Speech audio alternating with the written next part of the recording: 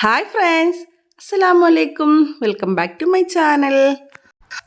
നമ്മൾ ഈ പെറ്റ്സിനെയും കോഴീനെയും താറാവിനെയും ബെഡ്സിനെയും ഒക്കെ വളർത്തുന്നവർക്ക് ഒരുപാട് അനുഭവങ്ങളുണ്ടാവും അല്ലേ. നല്ല കുറേ അനുഭവങ്ങളുണ്ടാവും, അതുപോലെ മോശം കുറേ അനുഭവങ്ങളുണ്ടാവും, കുറേ നഷ്ടങ്ങളുണ്ടാവും, അങ്ങനെ ഒരുപാട് കാര്യങ്ങളൊക്കെ ഉണ്ടാവും. അപ്പോൾ എന്നാലും അതിനെ തരണം ചെയ്ത് മുന്നോട്ട് പോകുന്നവരാരൊക്കെയെങ്കിലും ഉണ്ടാവും. എല്ലാവരും അങ്ങനെയൊക്കെ തന്നെ പോണത്. ചിലർ മാത്രം പകുതിക്ക് ഉപേക്ഷിക്കും. അപ്പോൾ അങ്ങനെ നമ്മൾ പകുതിക്ക് ഉപേക്ഷിച്ചിട്ടൊന്നുമില്ല, നമ്മളുടെ ഒരുപാട് അനുഭവങ്ങളുണ്ട്. അപ്പോൾ ഇന്നത്തെ വീഡിയോ എന്ന് പറയുന്നത് ഒരു പെറ്റ്സിനെയൊക്കെ വളർത്തുന്നവർക്ക് ഉണ്ടായ കുറേ കാര്യങ്ങളൊക്കെയാണ്. അത് നിങ്ങൾക്ക് എത്രമാത്രം ഉപകാരപ്പെടും എന്നെനിക്കറിയില്ല. എന്നിരുന്നാലും സ്കിപ്പ് ചെയ്യാതെ ഒന്ന് കാണുക. എൻ്റെ വീഡിയോ ആദ്യമായിട്ട് കാണുന്നവരാരെങ്കിലും ഉണ്ടെങ്കിൽ ഒന്ന് സബ്സ്ക്രൈബ് ചെയ്യാനും ലൈക്ക് ചെയ്യാനും, നിങ്ങൾക്ക് ഉപകാരപ്പെട്ടാൽ മറ്റുള്ളവർക്ക് ഷെയർ ചെയ്ത് കൊടുക്കാനും, നിങ്ങളുടെ അഭിപ്രായങ്ങളും നിർദ്ദേശം കമൻറ്റ് ബോക്സിൽ അറിയിക്കാനും മറക്കണ്ട കേട്ടോ. ഞങ്ങൾ ഏകദേശം ഒരു 12 വർഷമായി ഞങ്ങൾക്ക് ഷോപ്പ് തുടങ്ങിയിട്ട്. ഷോപ്പ് എന്ന് പറഞ്ഞാൽ പെറ്റ് ഷോപ്പ് കേട്ടോ. അപ്പോൾ അതിന് മുമ്പുള്ള കാര്യങ്ങളാണ് ഞാൻ പറയുന്നത്. ഇപ്പം ഞങ്ങളുടെ വെഡ്ഡിങ് കഴിഞ്ഞിട്ട് ഏകദേശം 14 വർഷമായി. 14 വർഷത്തിന് മുമ്പ് എനിക്ക് ഈ ബേഡ്സിനോടോ അല്ലെങ്കിൽ ഇതിനോടൊക്കെ യാതൊരുവിധ ബന്ധവും ഉണ്ടായിരുന്നില്ല. എൻ്റെ വീട്ടിൽ 1-2 ഒക്കെ ഉണ്ടാവും എന്നല്ലാണ്ട് ഇത്രയും ബേഡ്സിനെയോ അല്ലെങ്കിൽ കോഴികളോ വെറൈറ്റീസിനെയോ ഒന്നും ഞാൻ കണ്ടിട്ടുണ്ടായിരുന്നില്ല, എനിക്കറിയത്തുമില്ലായിരുന്നു. നൗഫു എന്ന് പറഞ്ഞാൽ എൻ്റെ ഹസ്ബൻഡ്. നൗഫു എന്നാണ് ഞാൻ വിളിക്കുന്നത് കേട്ടോ. അപ്പം നൗഫു എൻ്റെ ചെറുപ്പം മുതൽ ഏകദേശം ഒരു 10 വയസ്സൊക്കെ എന്നാണ് കേട്ടോ എല്ലാവരും പറഞ്ഞത്, ഉമ്മച്ചി പറഞ്ഞത്. അപ്പോൾ ഇവിടെ ഉമ്മച്ചി പറഞ്ഞത് 10 വയസ്സൊക്കെ ആയപ്പോൾ മുതൽ തുടങ്ങിയതാണെന്ന് പറഞ്ഞ് ഈ പെറ്റ്സിനോടൊക്കെയുള്ള ഭയങ്കര ഭ്രമം. പ്രത്യേകിച്ച് മുയൽ, ലവ് ബേഡ്സ്, പിന്നെന്താണ് ഈ പ്ലെയിൻ ഡക്ക് ഒക്കെ ഇഷ്ടം പോലെ ഉണ്ടായിരുന്നു. അപ്പോൾ ചെറുപ്പം മുതൽ. അപ്പോൾ ഇങ്ങനെ ചെറുപ്പം പോലെ ഇങ്ങനെ കുഞ്ഞു കാര്യങ്ങളൊക്കെ വേണ്ടി അതിൽ വേറെ കളിക്കാൻ ഫുട്ബോൾ കളിയോ അല്ലെങ്കിൽ ക്രിക്കറ്റ് കളിയോ അങ്ങനെയുള്ള കളികളോടൊന്നും വലിയ താല്പര്യമൊന്നുമില്ല. മരം കയറുക, വലിയ തെങ്ങി കയറുക, തെങ്ങിൻ്റെ അറ്റത്തുനിന്ന് മാടത്തെ കിളി ഇങ്ങനെ മുട്ടയിട്ടിരിക്കുക, അവരെടുക്കുക, അങ്ങനെ കിളികളോടും ബേഡ്സിനോടും ഒക്കെ ഭയങ്കര ഭ്രമം പിടിച്ചൊരു ആളായിരുന്നു. ചെറുപ്പം മുതൽ എല്ലാത്തിനും വളർത്താനാണ് കേട്ടോ ഇഷ്ടം, ഭയങ്കരമായിട്ട് ഇഷ്ടമായിരുന്നു. എല്ലാത്തിനും വളർത്താൻ ഭയങ്കര ഇഷ്ടമുള്ള ആളായിരുന്നു. അതുകൊണ്ട് ഇഷ്ടം പോലെ വളർത്തുകയും ചെയ്യുമായിരുന്നു. ചെറുപ്പം മുതലേ ഇഷ്ടം പോലെ മുയലും താറാവൊക്കെ ആയിട്ടൊക്കെ പ്ലെയിൻ ഡക്ക് ആയിട്ടൊക്കെ ഇഷ്ടം പോലെ ഐറ്റംസ് ഉണ്ടാവുകയും ചെയ്യുമായിരുന്നു. അങ്ങനെ ചെറുപ്പം മുതലേ വളർത്തി ഏകദേശം സ്വയം ജോലി ചെയ്ത് ചെയ്യാൻ തുടങ്ങിയ സമയം മുതലേ വീണ്ടും ഇതിനൊക്കെ കൂടുകൾ സെറ്റ് ചെയ്യാനും അതനുസരിച്ച് സാധനങ്ങൾ സെറ്റ് ചെയ്യാനൊക്കെ തുടങ്ങി. പിന്നെ ഈ പ്രാവുകളുണ്ടല്ലോ, പ്രാവുകളുടെ ഒരുപാട് വലിയ വെറൈറ്റികൾസ് ഇവിടെ ഉണ്ടായിരുന്നു. എൻ്റെ കല്യാണം കഴിഞ്ഞ സമയത്തൊക്കെ ആണെങ്കിലൊക്കെ ഇഷ്ടം പോലെ വെറൈറ്റി. ഞാൻ ആദ്യമായിട്ട് അങ്ങനത്തെ വെറൈറ്റീസിനെയൊക്കെ കാണുന്ന പോലും. ഒരുപാടെന്ന് വെച്ചാൽ ഒരു 10-35 വെറൈറ്റീസ്. നാടൻ പ്രാവുകളല്ല കേട്ടോ ഉദ്ദേശിച്ചത്, ഈ ഫാൻസി പ്രാവുകൾ, എല്ലാ ടൈപ്പ്. ഇപ്പോൾ ഒരുപാട് ടൈപ്പ് ഉണ്ടായിരുന്നു. ഞാൻ പേരൊക്കെ പലതും മറന്നുപോയി. ഇഷ്ടം പോലെ വെറൈറ്റീസ്. അതിൻ്റെ ഒരു 10-15 പ്രാവുകളെയൊക്കെ വളർത്തിയവർക്കറിയാം ഉള്ള അതിൻ്റെയൊക്കെ ഇത്. അപ്പോൾ അങ്ങനെ ഒരുപാട് വലിയ കൂടുകളും ഒക്കെ സെറ്റ് ചെയ്ത് ഇഷ്ടംപോലെ പ്രാവുകളെയൊക്കെ സെറ്റ് ചെയ്തൊക്കെ ഇഷ്ടംപോലെ ഉണ്ട്. അങ്ങോട്ട് ഇതിന് സംഭവിക്കണത് എന്താണെന്നറിയാമോ? ഈ പ്രാവുകളെയൊക്കെ വാങ്ങിക്കാനായിട്ട് പലപ്പോഴും ചിലപ്പോൾ രാത്രി തിരുവനന്തപുരത്ത് പോയിട്ടുണ്ട്, അതുപോലെ തന്നെ തൃശ്ശൂർ പോയിട്ടുണ്ട്, അങ്ങനെ പല സ്ഥലത്തും പോയിട്ട് ഓരോരുത്തരും കണ്ടു കൂടുകൾ ചെന്ന് അവർ പറയണ വിലക്ക് വാങ്ങിച്ചുകൊണ്ടൊക്കെ വരും. ചിലപ്പോൾ ഒരു പെയറിനൊക്കെ 1500 രൂപ 2000 രൂപയുടെ ഒക്കെ വിലയുള്ള സമയമായിരുന്നു. എന്നിട്ട് പോലും അതിന് 3500 4000 രൂപയൊക്കെ പറഞ്ഞിട്ട് ആ വിലക്ക് എടുത്തുകൊണ്ട് പോരുത്തിട്ടുണ്ട്. അതിന് പലപ്പോഴും അങ്ങനെ ഓരോ സാധനങ്ങൾ കുറച്ച് ദിവസം കഴിയുമ്പോൾ എന്തെങ്കിലുമൊക്കെ അസുഖം വരും, അങ്ങനെ ചത്തുപോയൊക്കെ ചെയ്യും. അങ്ങനെയൊക്കെ ഒരുപാട് കാശുകൾ ഇതിനു വേണ്ടി മാത്രം. പക്ഷെ അതിനൊന്നും കണക്ക് വെക്കാറില്ല പുള്ളി. എല്ലാം ഇങ്ങനെ പിന്നെ അടുത്ത് വാങ്ങിക്കും. അങ്ങനെ ഇപ്പോൾ ഓരോ സ്ഥലത്ത് ഓരോ കാണുമ്പോൾ ഇപ്പോൾ കൂടി നിറച്ചുണ്ടെങ്കിലും പിന്നെയും എവിടെയെങ്കിലും നല്ലത് കാണുമ്പോൾ പിന്നെയും പോകും. അതുപോലെ തന്നെ നമ്മളൊക്കെ എവിടെയെങ്കിലുമൊക്കെ യാത്ര പോകുമ്പോഴേ എത്ര പെറ്റ് ഷോപ്പ് കണ്ടാലും അവിടെയൊക്കെ നിർത്തും. എല്ലാ പെറ്റ് ഷോപ്പിൻ്റെ ഫ്രണ്ടിൽ നിർത്തിയിട്ട് ഒന്നും വാങ്ങിച്ചില്ലെങ്കിലും എല്ലാം അവിടെ കയറി ഒന്ന് നോക്കി അതിന് റേറ്റും കാര്യങ്ങളൊക്കെ നോക്കി ഇഷ്ടപ്പെട്ടതാണെങ്കിൽ അപ്പം തന്നെ വാങ്ങിച്ചുകൊണ്ട് പോരും, അല്ലെങ്കിൽ മൊത്തമൊക്കെ നോക്കിയിട്ടൊക്കെ പോരും. അതൊരു ഇഷ്ടമുള്ളൊരു കാര്യമായിരുന്നു, ഏത് പെറ്റ് ഷോപ്പ് കണ്ടാലും നിർത്തുക നോക്കുക എന്നുള്ളത്. അങ്ങനെ പെറ്റ്സിനോട് ഭയങ്കരമായ ഒരു ഇഷ്ടമുള്ള ഒരാൾ തന്നെയാണ്. പിന്നെ ഒരു തമാശ ഞാൻ പറയാം കേട്ടോ. അതായത് ഞങ്ങൾ ഇത് കല്യാണ ഫംഗ്ഷനോ എന്തോ കാര്യത്തിന് പോയതായിരുന്നു. അപ്പോൾ ഈ പുള്ളി ആരെയോ ഇങ്ങനെ ഫോൺ ചെയ്തിട്ട് എന്തോ പ്രാവിൻ്റെയോ എന്തിൻ്റെയൊക്കെ എന്തോ മെഡിസിൻ എന്തോ അസുഖത്തിന് ചോദിച്ച്. അപ്പോൾ മെഡിസിൻ പറഞ്ഞു കൊടുക്കുന്നുണ്ട്. മെഡിസിൻ്റെ കൂടെ അത് കഴിക്കണം എങ്ങനെയെന്ന് പറഞ്ഞിട്ടുണ്ട്. ട്രീറ്റ് എങ്ങനെ ചെയ്യണം എന്നൊക്കെ ഇങ്ങനെ വിശദമായിട്ട് പറഞ്ഞുകൊണ്ടിരിക്കണേ. അപ്പോൾ തൊട്ടടുത്തേക്കുന്ന ആൾ ഇങ്ങനെ കുറച്ച് നോക്കി ചിരിച്ചു. ഫോൺ വെച്ച് കഴിഞ്ഞപ്പം ഈ വ്യക്തിയെ നൗഫിനോട് ചോദിച്ചു, താൻ ഡോക്ടറാണോ ചോദിച്ച്. അപ്പോൾ ശരിക്കും എനിക്ക് ചിരി വന്നുപോയേ. കാരണം നൗഫ് +2 വരെ പഠിച്ചിട്ടുള്ളൂ. അപ്പോൾ പെട്ടെന്ന് എനിക്ക് ചിരി വന്നിട്ട് ഞാൻ തല മുമ്പിട്ടിരുന്നു. അങ്ങനെ കുറച്ച് നേരം അയാൾ എണീറ്റ് പോയി. അപ്പോൾ എന്നോട് ചോദിച്ചു, നീ എന്തായിരിക്കും ചിരിക്കണമെന്നാണ്. നമ്മൾ +2 കാരൻ പെട്ടെന്ന് MBBS കാരനായതുകൊണ്ട് പോയി ചിരിച്ചതാണ്. അങ്ങനെ അപ്പോൾ എന്നോട് പറഞ്ഞു, പിന്നെ MBBS പഠിക്കണമെന്നില്ല, ഇതൊക്കെ എല്ലാം ശരിയാണ്. കാരണം +2 പഠിച്ചിട്ടുള്ളൂ. പക്ഷേ എല്ലാത്തിൻ്റെയും മെഡിസിനും കാര്യങ്ങളും പക്കായിട്ട് അറിയാം. എല്ലാത്തിൻ്റെയും മെഡിസിൻ ഇപ്പോൾ കുട്ടികൾക്ക് ഒരു കൊച്ചിനെ നോക്കുന്നതിനേക്കാളും കാര്യത്തിലായിരുന്നു. ഇപ്പം മുളയൊക്കെ നോക്കണേക്കാളും വലിയ കാര്യത്തിലായിരുന്നു ഒരു പ്രാവിനെ കൊണ്ടുവരിക. എന്നിട്ട് അതിനെ മുട്ടയിടും. ഓരോ ദിവസവും വന്ന് മുട്ടയിടും. നോക്കിയും അതിൻ്റെ കുഞ്ഞുങ്ങളെ നോക്കിയും കുഞ്ഞിന് തീറ്റ കൊടുക്കൊണ്ടോ നോക്കിയും തീറ്റ കൊടുത്തില്ലെങ്കിൽ ഹാൻഡ് ഫീഡ് ചെയ്യും ഒക്കെ അങ്ങനെയൊക്കെ ചെയ്ത് വളർത്തുന്ന ഒരാളായിരുന്നു. അതുപോലെ തന്നെ പുള്ളി വാപ്പാൻ്റെ ഷോപ്പിലായിരുന്നു. റെഡിമെയ്ഡ് ഷോപ്പാണ്. അപ്പോൾ വാപ്പാൻ്റെ ഷോപ്പിൽ തന്നെ ആൾ നിൽക്കുമായിരുന്നു. പിന്നെ സ്വന്തമായിട്ടൊരു റെഡിമെയ്ഡ് ഷോപ്പൊക്കെ തുടങ്ങി. കിഡ്സിൻ്റെയും പിന്നെ ടീനേജിൻ്റെയൊക്കെ എറണാകുളം MG റോഡിലൊക്കെ റെഡിമെയ്ഡ് ഷോപ്പ് തുടങ്ങി.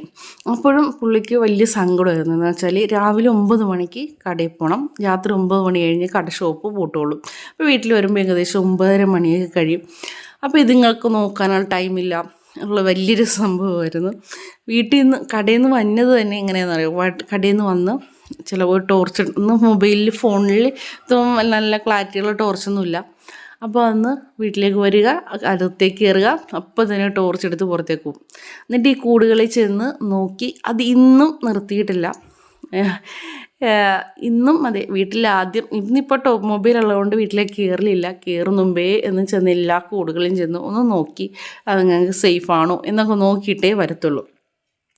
അന്നും ഇതുപോലെ തന്നെ ഒന്ന് ചെന്ന് നോക്കി അവരോട് ഒരു അരമണിക്കൂറൊക്കെ അവരുടെ കൂടെ സമയം സ്പെൻഡ് ചെയ്തൊക്കെ കഴിഞ്ഞ് അകത്തേക്ക് കയറി ഭക്ഷണം കഴിക്കുകയോ വെള്ളം കുടിക്കുകയൊക്കെ ചെയ്യുള്ളൂ. അതുപോലെ രാവിലെ എണീറ്റിട്ട് ഇതിങ്ങടെ പുറകെ തന്നെയായിരിക്കും. അവർക്ക് വേണ്ടിയുള്ള ഫുഡ് കൊടുക്കുക, കൂട് ക്ലീൻ ചെയ്യുക, മുട്ട നോക്കുക, കുഞ്ഞുങ്ങളുണ്ടെങ്കിൽ കുഞ്ഞുങ്ങളെ നോക്കുക, അങ്ങനെ ഈ മെഡിസിൻ കൊടുക്കുക, പിന്നെ മുട്ടത്തൊണ്ടൊക്കെ ഉണക്കി പൊടിച്ച് കൊടുക്കുക, കാൽസ്യം. അപ്പോൾ അതൊക്കെ ഈ മുട്ടത്തൊണ്ട് എന്തിനാണ് ഉപയോഗിക്കുന്നത്, കാൽസ്യത്തിന് വേണ്ടിയാണെന്ന് പോലും എനിക്കറിയില്ലായിരുന്നു. അപ്പോൾ ഇങ്ങനെ പ്രാവായിരുന്നു കേട്ടോ. മെയിൻ പ്രാവ് മാത്രമല്ല, ലവ് ബേഡ്സ് ഇഷ്ടം പോലെ ഉണ്ടായിരുന്നു. അതുപോലെ ആഫ്രിക്കൻ ബേഡ്സ് ഇഷ്ടം പോലെ ഉണ്ടായിരുന്നു. കൊക്കോട്ടോയിൽസ് ഇഷ്ടം പോലെ ഉണ്ടായിരുന്നു. അങ്ങനെ ബേഡ്സിൻ്റെ ഒരു വലിയൊരു ശാഖ തന്നെയായിരുന്നു. അപ്പോൾ കോഴീനെയൊക്കെ അന്ന് നോക്കിക്കൊണ്ടെന്ന് വെച്ചാൽ ഉമ്മച്ചിയാണ്. കോഴീൻ്റെ വെറൈറ്റീസിന് മാത്രമേ നോക്കാം. നാടൻ കോഴീനെ നോക്കിക്കൊണ്ടെന്ന് വെച്ചാൽ ഉമ്മച്ചിയാണ്. വെറൈറ്റീസ് സിൽക്കി ഉണ്ടായിരുന്നു, പോളിഷ് ക്യാപ്പ്, അതുപോലെ എൻ്റെ പേര് പോലും ഇപ്പോൾ കിട്ടുന്നില്ല. അങ്ങനെ കോഴീൻ്റെ വെറൈറ്റീസ് വൈറ്റ്, ബ്ലാക്ക് പോളിഷ് ക്യാപ്പിൻ്റെ ഒക്കെ ആണെങ്കിൽ നല്ല ഭംഗിയുള്ള പോളിഷ് ക്യാപ്പ്, അതെല്ലാം ഒറിജിനൽ സാധനങ്ങളെ വാങ്ങിച്ച് വളർത്തുള്ളൂ. അങ്ങനെ ഒരുപാട് വെറൈറ്റീസ് സാധനങ്ങളെയൊക്കെ നൗഫ് നോക്കും. അതിനായിട്ട് എത്ര രൂപ മുടക്കിയാണെങ്കിലും കൂടുകൾ പണിയും. കൂടൊക്കെ പണിയാൻ ഇങ്ങനെ ആൾക്കാരെ ഏൽപ്പിക്കുമ്പോൾ അവരുടെ കൂടെ പോയിരുന്ന് സമയം കണ്ടെത്തിയൊക്കെ ചെയ്യുമായിരുന്നു. അങ്ങനെ ഒരുപാട് അതിനോടെന്ന് പറഞ്ഞാൽ ഭയങ്കര ഇഷ്ടമായിരുന്നു. അങ്ങനെ എനിക്കെന്ന് പറഞ്ഞാൽ ഇതിനോടൊന്നും വലിയ താല്പര്യമില്ലാത്ത ഒരാളായിരുന്നു. പിന്നെ നമ്മുടെ കൂടെയുള്ള പാർട്ട്ണർ എങ്ങനെയാണോ അതുപോലെ ഇരിക്കുമല്ലോ നമ്മളുടെ ലൈഫിലെ മുന്നോട്ടുള്ള യാത്ര. പിന്നെ കുറേശ്ശെ എനിക്ക് കാണുമ്പോൾ തന്നെ പേടിയായിരുന്നു. എനിക്ക് തൊടാൻ തന്നെ പേടിയുള്ളൊരു വ്യക്തിയായിരുന്നു. പ്രാവിനെയൊക്കെ ആണെങ്കിലും ബേഡ്സിനെയൊക്കെ ആണെങ്കിലും. പിന്നെ പയ്യെ അതിനോടൊക്കെ ഇഷ്ടം തുടങ്ങി, അങ്ങനെ നോക്കാൻ തുടങ്ങി. അപ്പോൾ ഇടയ്ക്ക് വേണ്ട പോവും, നീ അതിന് ഫുഡും വെള്ളമൊക്കെ വെച്ച് കൊടുത്തേക്കണേ എന്നൊക്കെ പറഞ്ഞു പോവും. മക്കളെ നോക്കിയില്ലെങ്കിലും അതുങ്ങളെ നോക്കണമെന്നുള്ളൊരു മൈൻഡായിരുന്നു പുള്ളിക്ക്. വൈകുന്നേരം ചിലപ്പോൾ നമ്മൾ മറന്നൊക്കെ വന്നിട്ടുണ്ടെങ്കിൽ നല്ല ചീത്തയൊക്കെ പറയും. നീ എന്ത് വെള്ളം കൊടുക്കാൻ അല്ലെങ്കിൽ ഫുഡ് കൊടുക്കാൻ എന്നൊക്കെ നല്ല ചീത്ത പറയും. അങ്ങനെയൊക്കെ. അപ്പോൾ അതുങ്ങൾ അത്രയും കെയർഫുള്ളായിട്ടും അത്രയും നീറ്റായിട്ടൊക്കെ നോക്കി കൊണ്ടിരിക്കുന്ന ഒരു വ്യക്തിയായിരുന്നു.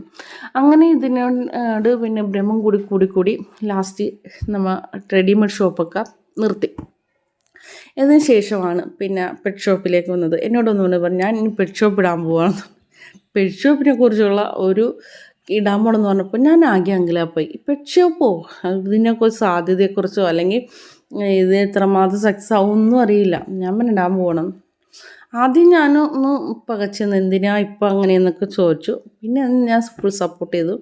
അങ്ങനെ അരൂർ പോയി ഒരു ഫസ്റ്റ് കട എടുത്തു. ഇപ്പം നമ്മളുള്ള കടയല്ല, അതിന് മുമ്പ് 2 കട മാറി. അപ്പം അങ്ങനെ അവിടെ പെറ്റ് ഷോപ്പ് തുടങ്ങി. കുറേശ്ശെയൊക്കെ ആയിട്ട് ആദ്യം പെറ്റ്സൊക്കെ മാത്രമേ ഉണ്ടായിരുന്നുള്ളൂ.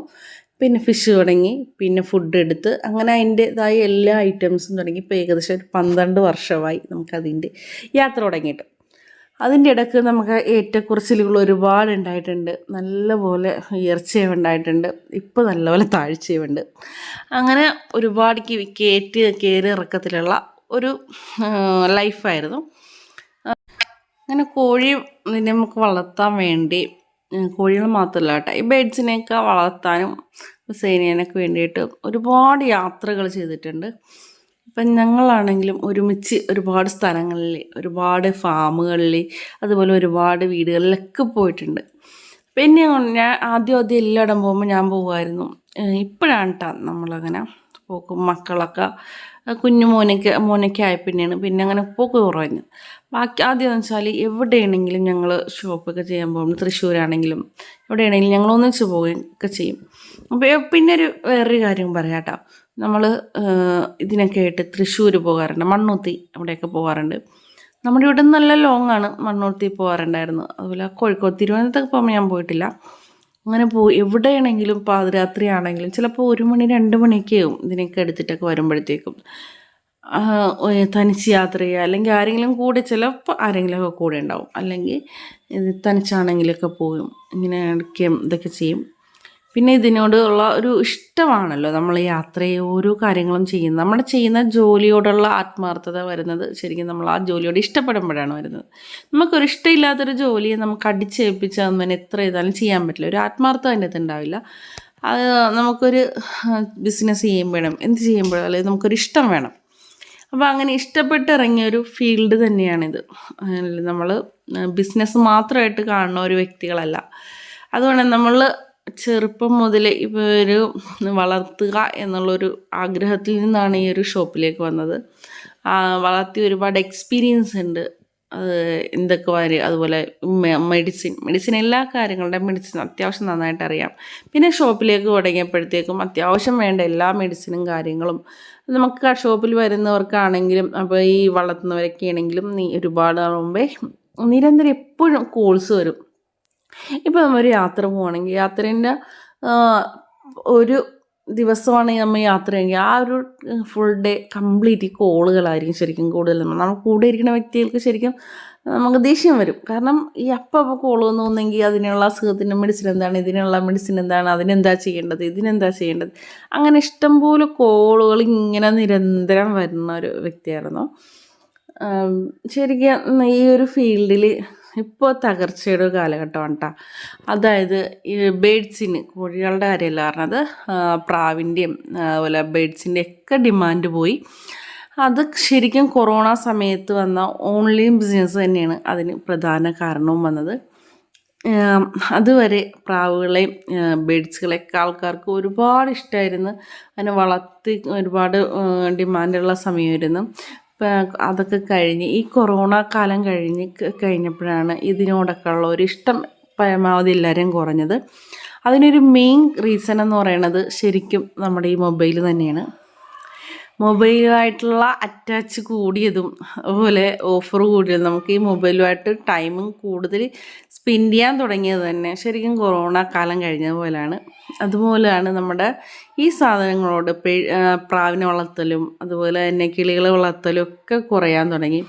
ഈ കുഞ്ഞു മക്കളുണ്ടല്ലോ, സ്കൂൾ പൊട്ടിക്കഴിഞ്ഞാൽ ശരിക്കും ഒരുപാട് കുട്ടികൾ വരുമായിരുന്നു ഷോപ്പിൽ. എന്തിനാണെന്ന് വെച്ചാൽ ഇവർക്ക് ഈ മീൻ മേടിക്കാൻ അല്ലെങ്കിൽ പ്രാവിനെ വാങ്ങിക്കാൻ അങ്ങനെ ഒരുപാട് കുട്ടികൾ നമ്മുടെ ഷോപ്പിലേക്ക് വരുമായിരുന്നു. ഇപ്പോൾ അങ്ങനെയുള്ളൊരു ഒറ്റ കുട്ടികളും വരുന്നില്ല, എല്ലാവരും ഗെയിമിൻ്റെ മുമ്പിലാണ്. അപ്പോൾ ഇത്ര നേരം എൻ്റെ വീഡിയോ കണ്ട എല്ലാവർക്കും താങ്ക് യു വെരി മച്ച്. അപ്പോൾ അടുത്ത വീഡിയോയിൽ കാണുന്നവർ ബൈ.